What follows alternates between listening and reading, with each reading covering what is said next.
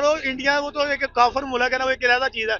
हमें तो हमारे इस्लामी मुल्क ने बैन कर दिया है, सबसे बड़ी चीज ये देखें आप। इसी तरह अगर दुनिया इंडियंस को हाथों हाथ लेती रही तो वो वक्त दूर नहीं है कि इंडियन रेमिडेंस पाकिस्तान की जीडीपी को टेक ओवर कर लेंगे। यानी कि बाहर से पाकिस्तान में पैसा नहीं आएगा, डॉलर नहीं आएंगे पाकिस्तान में, डॉलर कोई नहीं आएगा, अंदर ही अंदर हो जाएगा। इंडियन लीडर ने जो अपने मुल्क की ऐसी वैल्यू बनाई है कि बाहर के मुमालिक वाले भी चाहते हैं कि हम इंडिया में आके काम करें। पाकिस्तानियों को वो जॉब ही नहीं दे रहे, वो सिर्फ इंडियंस को जॉब्स मिल रही। मतलब पाकिस्तान की इकोनॉमी और एयरलाइन की हमने ये हालत कर दी है, ठीक है जी, कि हम वो खरीदने को तैयार नहीं है कोई। आज पाकिस्तानियों को वीजा नहीं मिल रहा और इंडियंस को धड़ाधड़ जो है दुनिया हाथों हाथ ले रही है। इतनी बड़ी नेशनल एम्बैरेसमेंट है। और ये हम आपको पता है क्या कर रहे हैं, क्यों कर रहे हैं? बिकॉज हमें IMF कहता है,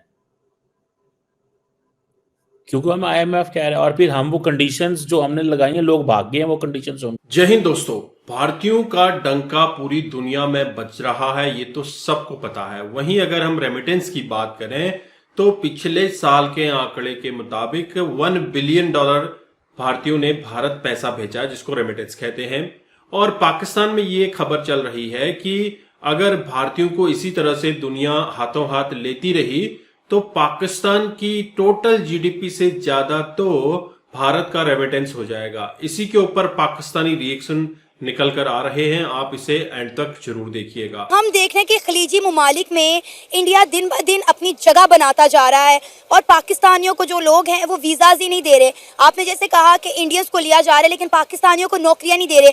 हम दूर नहीं जाते, हम यूए की बात करते हैं जो पाकिस्तान से 2.5 घंटे की फ्लाइट है, वहाँ पे आप देखें पाकिस्तानियों को वीज़ा नहीं मिल रहा। यूए कह रहे हैं कि ना हमें पाकिस्तानी चाहिए ना हमें अफगानी चाहिए, हमें सिर्फ इंडियन चाहिए। हम जर्मनी की बात करें, जो जर्मनी ने पिछले दिनों जो है वो मेरा ख्याल है 90,000 के करीब वीजा जो है वो अनाउंस किए हैं इंडियन स्किलफुल वर्कर्स के लिए कि भाई आप आएं और आके हमारे मुल्क में काम करें। आप देखें कि क्या वैल्यूज है इंडियंस की ऑल ओवर द वर्ल्ड और पाकिस्तानियों की क्या वैल्यूज है। बिल्कुल ऐसे ही है, इसमें कुछ हमारी अपनी भी वो है खामियां हैं जिसकी वजह से जो है ना हमें वीजा नहीं मिलते हैं। हमारे काम ऐसे हैं, हम वहाँ पर जाके कुछ 2 नंबर हम जुगाड़ी हैं।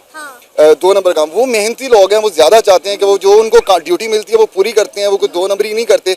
पाकिस्तानी जो होता है वो हमेशा कोई ना कोई जुगाड़ में ही रहता है कि वो कहता है हम कोई 2 नंबर रास्ता निकालें, हम जल्दी कुछ पैसा बना लें। यही तो वजह है ना कि आज पाकिस्तानियों को वीजा नहीं मिल रहा और इंडियंस को धड़ाधड़ जो है दुनिया हाथों हाथ ले रही है।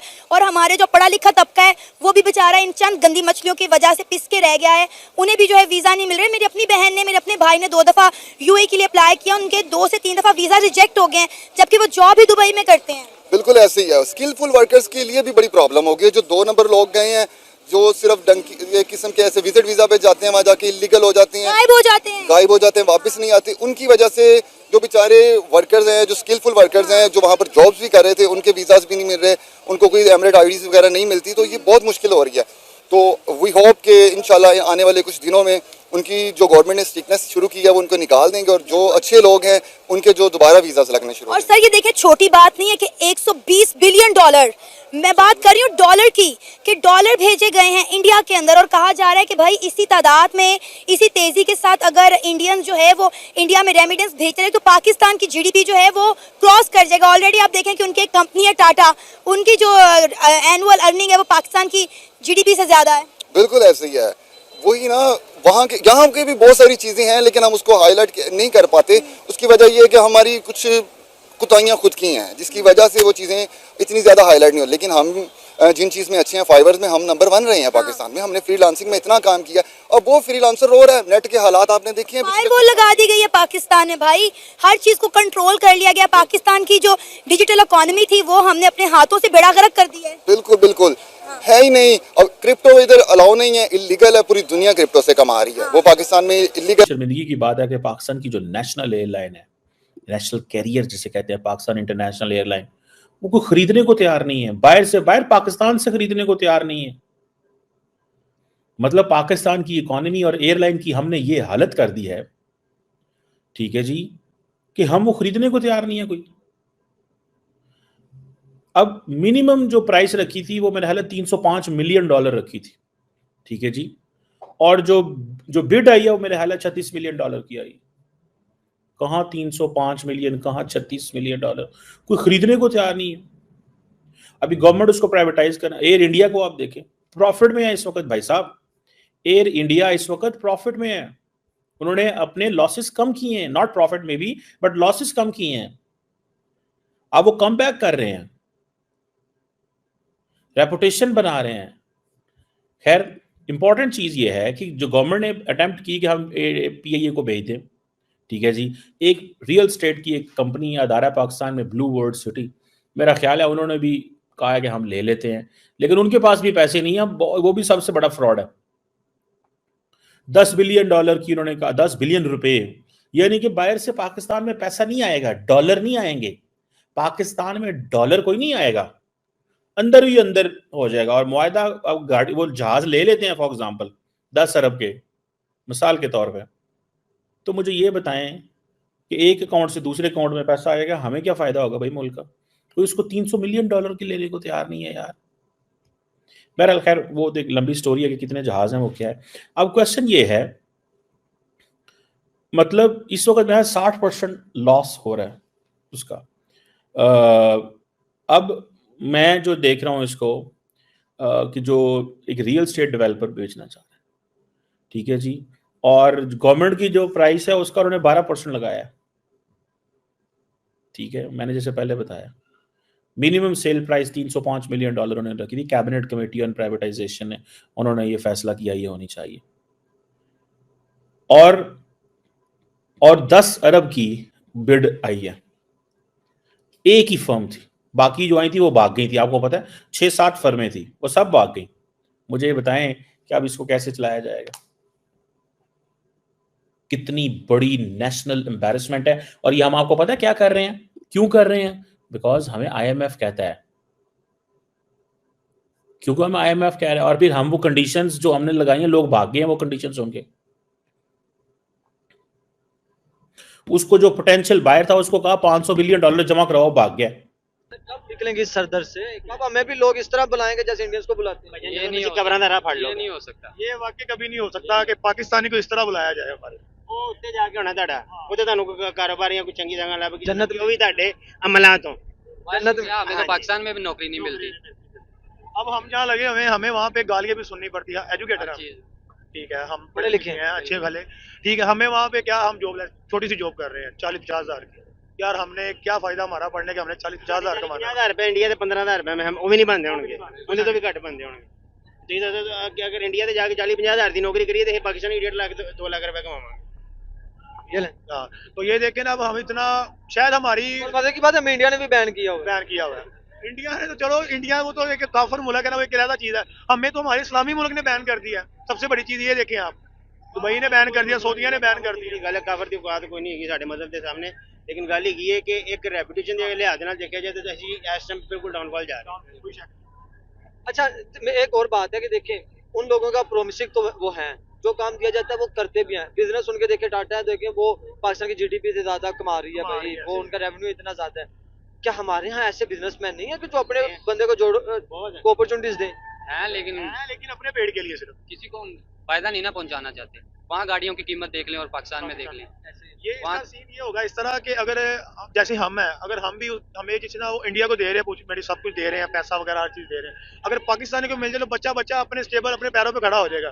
लेकिन वो ये चाहते नहीं है, अगर बच्चा अपने पैरों पे खड़ा होगा तो वो कहाँ से खाएंगे? आप बरकत मार्केट में खड़े हो ना, आपकी बरकत मार्केट में ऐसे बंदे भी हैं वेल एजुकेटेड हैं जो अपने अड्डे लगा के बैठे हुए हैं कि यार अपने चाय बेच रहे हैं, कोई कुछ कर रहा है, कोई आइसक्रीम बेच रहा है, कोई कुछ कर रहा है, इस तरह ये नहीं कर रहे हैं। आप लाहौर में घूम के देख लो। तो दोस्तों आपने ये वीडियो देखी और आपने पाकिस्तानी रिएक्शन में सुना कि पाकिस्तानियों को वीजा क्यों नहीं मिल रहा है, वीजा ना मिलने का क्या रीजन है। इसके पीछे का लॉजिक आपको समझ आ चुका है, क्योंकि पाकिस्तानी 2 नंबरी काम करते हैं और 2 नंबरी काम करके वो सोचते हैं कि जल्दी से पैसा बना लिया जाए, और जल्दी जल्दी पैसा बनाने की होड़ में वह अपनी रेपुटेशन खो जाते हैं। इसी वजह से आज पाकिस्तानियों का वीजा नहीं मिल रहा है। हालांकि पाकिस्तान में स्किल्ड लोग भी हैं, पाकिस्तान में ऑनेस्ट लोग भी हैं, पाकिस्तान में हार्ड वर्किंग लोग भी हैं, लेकिन जो लोग गलत काम कर रहे हैं उनकी वजह से ये लोग भी पिस रहे हैं। जिस तरह से गेहूं के साथ घुन पिस जाता है, ऐसा हाल पाकिस्तान के ऑनेस्ट लोगों का भी हो रहा है। अब बात आ रही है कि भारतीयों को क्यों दुनिया हाथों हाथ ले रही है, क्योंकि भारत के लोग काम करते हैं तो पूरी ईमानदारी के साथ काम करते हैं। आपने खुद पाकिस्तानी के मुंह से सुना। और ये भी कहा जा रहा है कि भारत के लोगों को दुनिया अपने यहां बुला रही है। ताइवान ने 1 लाख लोगों की डिमांड की थी, उसी तरह से इजराइल ने बीच में काफी लोगों की डिमांड की थी, और जर्मनी ने अभी 90,000 स्किल कैटेगरी के लोगों की डिमांड कर ली है। तो लगातार दुनिया के देशों में भारतीयों का डायस्पोरा इंक्रीज हो रहा है और भारतीय दुनिया के देशों में फैल रहे हैं। और ये एक फैक्ट भी है, जहां जहां हिंदू रहते हैं, जहां जहां भारतीय रहते हैं, बड़ी ईमानदारी से काम करते हैं। आप देख लीजिए दुनिया के देशों में सब जगह भारतीय फैले हुए हैं, और कभी आपने कोई ऐसा गलत काम करने वाला नाम नहीं सुना होगा जहां पर भारतीयों को गलत या शर्मिंदगी महसूस करनी पड़ी हो। और जब रेमिटेंस की बात आ रही है तो कहा यह भी जा रहा है कि इतने सारे भारतीयों को अगर दुनिया ले लेगी, दुनिया के देशों में अगर ये काम करने चले जाएंगे, वो पैसे भारत भेजेंगे, और जो रेमिटेंस आएगा, बाहर से पैसा आएगा, वो जो पैसा होगा वो पाकिस्तान की टोटल जीडीपी से कहीं ज्यादा होगा। कई बार पाकिस्तानियों के वीजा बैन हो चुके हैं। पाकिस्तान के कुछ ऐसे स्टेट्स हैं जहां पे यूएई ने भी कहा है कि अगर तुम इन पर्टिकुलर एरियाज में रहते हो, यहां से बिलोंग करते हो, तो आपको वीजा नहीं मिलेगा। लोग यूएई जाने के लिए उन स्टेट से रिलोकेट होकर अपना एड्रेस चेंज करके तब वीजा ले रहे हैं। काफी मशक्कत करनी पड़ रही है पाकिस्तानियों को। वहीं यूरोप से भी पाकिस्तानियों को डंडे मारकर निकाला जा रहा है। जर्मनी ने बीच में डंडा प्रोग्राम चलाया था, उसमें कई पाकिस्तानी निकाले गए हैं, कई पाकिस्तानी इलीगल पाए गए हैं, और इसी तरह से यूरोप के सभी देशों में कार्यक्रम चलाया जा रहा है पाकिस्तानी भगाओ। बोले तो इलीगल इमिग्रेशन के लोग जो हैं सबको भगाओ। अब इससे फर्क क्या पड़ रहा है, क्योंकि ये वहां जाकर कुछ काम करते नहीं है, वहां जाकर भीख मांगना, चोरी चकारी, गलत काम, इसमें इन्वॉल्व रहते हैं, जिससे उनकी इकोनॉमी, उनके कल्चर को काफी फर्क पड़ रहा है। आपके क्या विचार हैं जरूर कमेंट कीजिएगा। चैनल पर अगर आप नए हैं चैनल को भी सब्सक्राइब करें। हम आपको मिलते हैं अगले वीडियो में, तब तक अपना ध्यान रखिए। जय हिंद, जय भारत, जय श्री राम।